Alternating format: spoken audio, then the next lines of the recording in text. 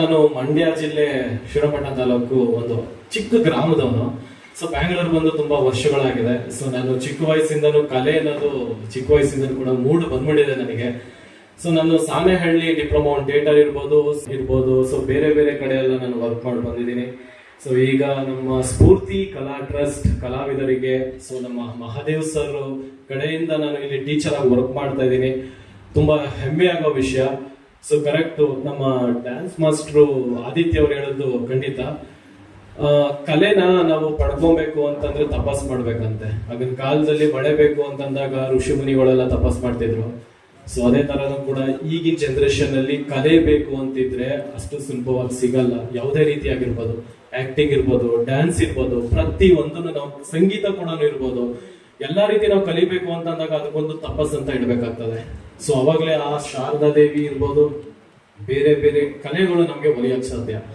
So ಈ ರೀತಿ ಮುಖಾಂತರ ಈಗಿನ ಜನರೇಷನ್ಸ್ಗೆ ನಾವೇನಾದ್ರು ಬೆಳೆಯಕ್ಕೆ ಹೊರಟಾಗ ನಮ್ಮ ಮನೆಯವರೇ ಇರ್ಬೋದು, ಸ್ನೇಹಿತರು ಇರ್ಬೋದು, ಈ ಸಂಬಂಧಿಕರಿರ್ತಾರಲ್ಲ, ತುಂಬಾ ಡೇಂಜರಸ್. ನಿಜವಾಗ್ಲೂ ಹೇಳ್ತೀನಿ, ಆ ವಿಷಯದಲ್ಲಿ ಬೆಳೆಯಕ್ ಹೋದಾಗ ಯಾವ ರೀತಿ ಅಂತಂದ್ರೆ, ನನಗೆ ನಮ್ ಗುರುಗಳು ಒಂದು 2 ಲೈನ್ ಕತೆ ಹೇಳಿದ್ರು. ಆ 2 ಲೈನ್ ಕತೆ ಮುಖಾಂತರ ನಾನು ಮುಗಿಸ್ತೀನಿ ಇದನ್ನ. ಒಂದ್ ಊರಲ್ಲಿ 3 ಕಪ್ಪೆಗಳು ಇರ್ತವಂತೆ. ತುಂಬಾ ಕಾಜಾ ದೋಸ್ತುಗಳು ಇವು. ದೊಡ್ಡ ಊರು. ಆ ಊರು ಆಚೆ ಒಂದು ದೊಡ್ಡ ಬೆಟ್ಟ. ಆ ಬೆಟ್ಟ ಹತ್ತಿತೀನಿ ಅಂತ ಹೋದವರೆಲ್ಲ ವಾಪಸ್ ಬಂದಿಲ್ಲ. ಅಷ್ಟು ಭಯಾನಕ ಡೀಪ್ ಪ್ಲೇಸಸ್ ಜಾಗ ಅದು. ಸೊ ಈ 3 ಕಪ್ಪೆಗಳು ಬೆಟ್ಟ ಕೆಳಗಡೆ ನಿಂತ್ಕೊಂಡು ಬೆಟ್ಟಿಂಗ್ ಕಟ್ಕೊಳ್ತವೆ. ಸೊ ಮಗ ಯಾರು ಬೆಟ್ಟ ಹತ್ತಿದ್ದಾರೆ, ನಾವು ಬದುಕ್ತೀವ ಸಾಯ್ತೀವ ಗೊತ್ತಿಲ್ಲ ಲೈಫ್ ಅಲ್ಲಿ, ಬೆಟ್ಟ ಹತ್ಬೇಕು, ಇದುವರೆಗೂ ಬೆಟ್ಟ ಹತ್ತಕ್ಕೆ ಹೋದವರು ವಾಪಸ್ ಬಂದಿಲ್ಲ, ನಾವು ಸಾಧನೆ ಮಾಡೋಣ ಅನ್ನೋದನ್ನ ಇವು ಬೆಟ್ಟಿಂಗ್ ಕಟ್ಕೊಂಡು ಬೆಟ್ಟ ಹತ್ತೋದಕ್ಕೆ ಶುರು ಮಾಡ್ತವೆ. ಬೆಟ್ಟ ಹತ್ತಕ್ಕೆ ಶುರು ಆಗುತ್ತೆ, ಹತ್ತಿತಿರ್ತವೆ. ಅರ್ಧ ಬೆಟ್ಟ ಹತ್ತಿಯಕ್ಕೆ ಶುರು ಆದಾಗ ಯಾವಾಗ ಈ ಕಪ್ಪೆಗಳು ಬೆಟ್ಟ ಹತ್ತೋದಿಕ್ಕೆ ಅಂತ ಎಲ್ಲ ಊರ್ ಜನಕ್ಕೆ ಗೊತ್ತಾಗುತ್ತೋ, ಹಾಗಾಗಿ ಊರ್ ಜನರೆಲ್ಲ ಹೇಳ್ತಾರೆ, ಅಯ್ಯೋ ಇಡೀರಪ್ಪ, ಸರಿ ಇಲ್ಲ ಜಾಗ, ಅದು ತುಂಬಾ ಭಯಾನಕ ಜಾಗ, ಕಾಲ್ ಜಾರ್ ಬಿಡ್ತೀರಾ, ಹಾವು ಮೊಸಳೆ ಅದು ಇದು ಪ್ರಾಣಿಗಳು ಹದ್ದುಗಳು ಎಲ್ಲ ಇರ್ತವೆ, ನಿಮ್ ತಿನ್ಕೊಂಡ್ಬಿಡ್ತವೆ ಅಂತೆಲ್ಲ ಏನಾರು ಎದುರಿಸ್ತಾರೆ. ಒಂದು ಕಪ್ಪೆ ಏನ್ ಮಾಡುತ್ತೆ, ಅರ್ಧ ಬೆಟ್ಟ ಹತ್ತಬೇಕಾದ್ರೆ ಭಯ, ಆ ಕೆಳಗಡೆ ಕೂಗ್ತಿರೋ ಜನ, ಆ ಜಾಗ, ಆ ಬೆಟ್ಟ, ಅದೆಲ್ಲ ನೋಡಿ ಭಯ ಪಟ್ಟು ಕೈ ಜಾರ್ ಬಿದ್ದೋಗ್ಬಿಡುತ್ತೆ. ಇನ್ನು ಉಳಿದು 2 ಕಪ್ಪೆ. ಆ 2 ಕಪ್ಪೆ ಬಿದ್ರು ಪರವಾಗಿಲ್ಲ, ನಾವು ಚಾಲೆಂಜ್ ಕಟ್ಟಿದೀವಿ, ಬೆಳಿಲೇಬೇಕು ಅನ್ನೋ ವಿಷಯದಲ್ಲಿ ತಿರ್ಗಾ ಹತ್ತೋದಿಕ್ಕೆ ಶುರು ಮಾಡುತ್ತೆ. ಹತ್ತುತ್ತಾ ಇನ್ನೇನು ಸ್ವಲ್ಪ ಹತ್ರ ಹೋಗ್ಬೇಕು. ಹತ್ರ ಹೋಗ್ತಿದ್ದಂಗೆನೆ ತಿರ್ಗಾ ಚಂದ್ರಗಳು ಕೂಗೋ ಸೌಂಡು, ಫ್ರೆಂಡ್ ಬೇರೆ ಬಿದ್ದು ಸತ್ತೋದ, ಎಲ್ಲೋ ದೂರದಲ್ಲಿ ಹದ್ದು ಹಾವಿನ ಸೌಂಡು, ದೊಡ್ಡ ದೊಡ್ಡ ಹುಲಿ ಪ್ರಾಣಿಗಳ ಸೌಂಡು. ಸೊ ಈ ಟೈಮ್ ಅಲ್ಲಿ ಒಂದು ಕಪ್ಪೆಗೂ ಆ ಕಪ್ಪೆಗೂ ಕೂಡ ಭಯ ಬಂದು ನಾನು ರಿಟರ್ನ್ ಹೋಗ್ತೀನಿ ಅನ್ನೋದನ್ನ ಹೋಗಕ್ ಹೋಗಿ ಕಾಲ್ ಜಾರಿ ಅದು ಕೂಡ ಬೀಳುತ್ತೆ, ಸತ್ತೋಗುತ್ತೆ. ಇನ್ನು ಉಳಿದು ಒಂದೇ ಕಪ್ಪೆ. ಆ ಕಪ್ಪೆ ಹತ್ತುತ್ತೆ. ಅದು ವಿಜಯದ ಪತಾಕಿನ ಮೆಟ್ಟಿ ನಿಲ್ಲುತ್ತೆ. ಮೆಟ್ಟಿ ನಿಂತ ಕಪ್ಪೆ ಕಿವುಡು ಕಪ್ಪೆ ಆಗಿರುತ್ತೆ. ಸೊ ಈ ವಿಷಯ, ಈ ಕಿವುಡು ಒಬ್ಬ ಕಲಾವಿದಂಗಿರ್ಬೋದು, ನೀವೇನೇ ಸಾಧನೆ ಮಾಡಕೊಡಿ, ಬಿಸ್ನೆಸ್ ವಿಷಯ ಏನೇ ಬಿಸ್ನೆಸ್ ಮಾಡಕೊಡಿ. ಸೊ ಒಂದು ಹೆಣ್ಣು ಮನೆಯಿಂದ ಹೊರಗಡೆ ಬರ್ಬೇಕಾದ್ರೆ ತುಂಬಾ ಕಷ್ಟ ಆಗ್ತದೆ. ಓಕೆ, ಫ್ಯಾಮಿಲಿ, ಗಂಡ ಮಕ್ಕಳು, ಹೊರಗಡೆ ಹೋಗ್ಬೇಡ, ಜನ ಸರಿ ಇಲ್ಲ, ಅದು ಇದು ಅಂತ, ದಟ್ ಇಸ್ ಅ ಕಾಮನ್, ಎಲ್ಲಾ ತರ ಬರ್ತಾ ಇರುತ್ತೆ. ಒಂದು ಹೆಣ್ಣು ಅದನ್ನೆಲ್ಲ ಮೆಟ್ಟಿ ಒಂದು ದೊಡ್ಡ ಸ್ಥಾನಕ್ಕೆ ಬಂದು ನಿಂತ್ಕೊಂಡಾಗ ಎಲ್ರು ಚಪ್ಪಾಳೆ ಹೊಡಿತಾರೆ. ಏನಕ್ಕೆ ಹೇಳಿ, ಅವ್ರ ತರ ನೋಡ್ ಕಲೀರಿ ಅಂತ. ಕಲೆನೂ ಅಷ್ಟೇ, ಯಾರೇ ಬೆಳಿಬೇಕಾದ್ರೂ ಕೂಡ ರಿಲೇಶನ್ಶಿಪ್ ಅಷ್ಟೇ, ಬೇಡ ಸರಿ ಇಲ್ಲ, ಬೆಳೆಯಕ್ಕಾಗಲ್ಲ, ಹಂಗಾಗತ್ತೆ ಹಿಂಗಾಗತ್ತೆ ನೋಡಿ ಮಾತಾಡ್ತಾರೆ ಹೊರತು ಸಪೋರ್ಟ್ ಮಾಡೋರು ಯಾರು ಇರಲ್ಲ. ಅದು ನಮ್ಮ ಕಲಾವಿದರಿಗೆ, ಎಕ್ಸ್ಪೆಷಲಿ ನಮ್ಮ ರಂಗಭೂಮಿಗೆ ತುಂಬಾ ಹೊಡ್ತಾ ಬಿಡ್ತಾ ಇದೆ. ರಂಗಭೂಮಿ ಎಲ್ಲೂ ಇಲ್ಲ, ತುಂಬಾ ಕಮ್ಮಿ ಆಗ್ತಿದೆ. ಎತ್ತಿದ್ರೆ ನೀನಾಸಂ, ಸಾಣೆಹಳ್ಳಿ, NSD ಇದೇ ಇರೋದು. ನಮ್ಮ ಬ್ಯಾಂಗ್ಳೂರಲ್ಲಿ ಕರೆಕ್ಟ್ ಆಗಿ ಕೋಚಿಂಗ್ ಮಾಡೋ ರಂಗಭೂಮಿ ಎಲ್ಲಿದೆ? ಎಲ್ಲೂ ಇಲ್ಲ.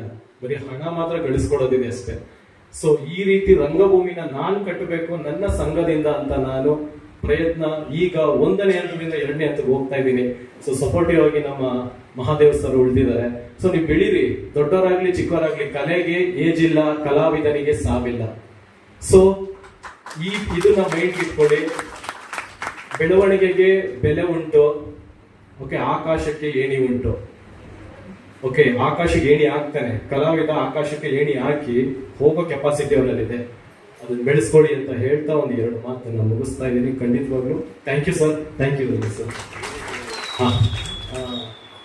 ಸರ್, ಈಗ ನಾನು ಈಗ ತರಬೇತಿ ಕೊಡ್ತಿರೋದು ಪರಿಸರ ರಂಗಭೂಮಿ ಅನ್ನೋದನ್ನ ನಾನು ಶುರು ಮಾಡ್ತಾ ಇದ್ದೀನಿ.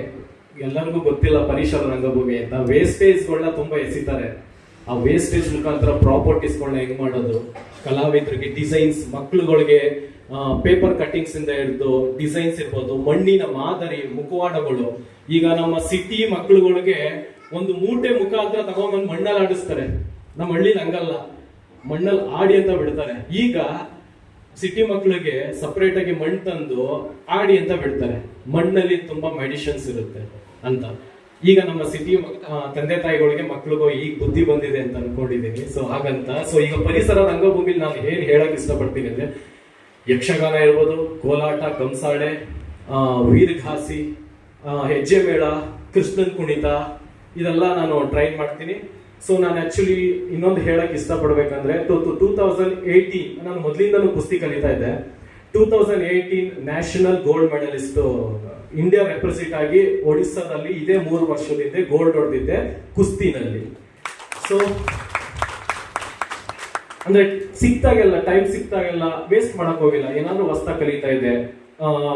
ಈಗ ಕಳರಿ ಪಯಟು ಅಂತ ಕೆಲವೊಬ್ರು ಗೊತ್ತಿದೆ, ಕೆಲವೊಬ್ರು ಗೊತ್ತಿಲ್ಲ.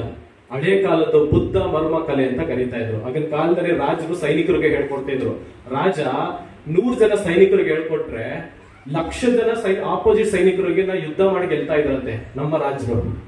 ಸೊ ಹಾಗಾಗಿ ಕಲರಿ ಪೈಟುನ ನಾನು ಕೇರಳದಲ್ಲಿ ಕಲ್ತಿದ್ದೆ. ಕೇರಳದಲ್ಲಿ ಬಂದು ಈಗ ಬ್ಯಾಂಗ್ಳೂರಲ್ಲಿ ಕೂಡ ರಂಜನ್ ಮುರತ್ತಲ್ ಅಂತ ನಮ್ಮ ರಾಜ್ಕುಮಾರ್ ಸರ್ ಫ್ಯಾಮಿಲಿಗೆ ಮೊದಲಿಂದ ಅವರು ಗುರುಗಳಾಗಿದ್ರು. ಸೊ ಅವ್ರ ಹತ್ರ ನಾನು ಕಳರಿ ಪೈಟು ಅನ್ನೋದನ್ನ ಕೂಡ ಕಲ್ತಿದ್ದೀನಿ. ಬಾಕ್ಸಿಂಗ್ ಇರ್ಬೋದು, ಬೇರೆ ಬೇರೆ ಆಕ್ಟಿವಿಟೀಸ್ ಏನಿರ್ಬೋದು. ಸೊ ಫಿಟ್ನೆಸ್ ಟ್ರೈನರ್ ಆಗೋ ಕೂಡ ನಾನು ವರ್ಕ್ ಮಾಡಿದ್ದೀನಿ. ಸೊ ಏಸ್ ಆಗಿ ಸರ್ಟಿಫಿಕೇಶನ್ ಏನ್ ಮಾಡಿದೀನಿ ಅದನ್ನು ಸರ್ಟಿಫಿಕೇಶನ್ ಮುಖಾಂತರ, ಕಾಂಪಿಟೇಷನ್ ಇರ್ಬೋದು, ಅದ್ರ ಮುಖಾಂತರ ನಾನು ಬಂದು ಒಬ್ಬ ರಂಗಭೂಮಿ ಕಲಾವಿದನಾಗಿ ಸಾಣೆಹೆಡ್ ಮತ್ತೆ ನಮ್ಮ ಬ್ಯಾಂಗ್ಳೂರು ಬೇರೆ ಬೇರೆ ಚಾನೆಲ್ಗಳಲ್ಲಿ ಟಿವಿ ಆಂಕರ್ ಪ್ರೋಗ್ರಾಮ್ ಆಗಿ ನಗಿಸ್ತಾ ಇರ್ತೀನಿ. ಸೊ ಪ್ರೊಫೆಷನ್ ಅಲ್ಲಿ ನಾನು ಆಕ್ಟರ್, ಸಿನಿಮಾ ಮಾಡಿದ್ದೆ. ನಮ್ಮ ಹಣೆ ಬರ, ನಮ್ಮಂತ ಸರ್ ಹೇಳಿದ್ರು ಬಡವ್ರ ಮಕ್ಕಳು ಬೆಳಿಬೇಕು ಅಂತ. ಸೊ ಬಡವ್ರ ಮಕ್ಕಳು ಬೆಳೆಯಕ್ ಚಂದ, ಹೇಳಕ್ಕೂ ಚಂದ, ಅದು ಅದ್ರ ಸಪೋರ್ಟಿಂಗ್ ಇದೆಯಲ್ಲ ತುಂಬಾ ಕಷ್ಟ ಇದೆ. ಸೊ ನಮ್ಮಂತ ಕಲಾವಿದರನ್ನ ಗುರುತಿಸಿ ಬೆಳೆಸ್ಬೇಕು ಅನ್ನೋದು ಕೂಡ ಹೇಳ್ತೀನಿ. ಈಗ ಮೈಮು ಕೂಡ ನಂದು ಸೋಲೋ ಪರ್ಫಾರ್ಮೆನ್ಸ್ ಇದೆ, ಮೈಮು ಕೂಡ ನಾನು ಮಾಡ್ತಾ ಇದ್ದೀನಿ. ಇದು ನನ್ನ ಮೊದಲ ಪ್ರಯತ್ನ ಮೈಮಿದು.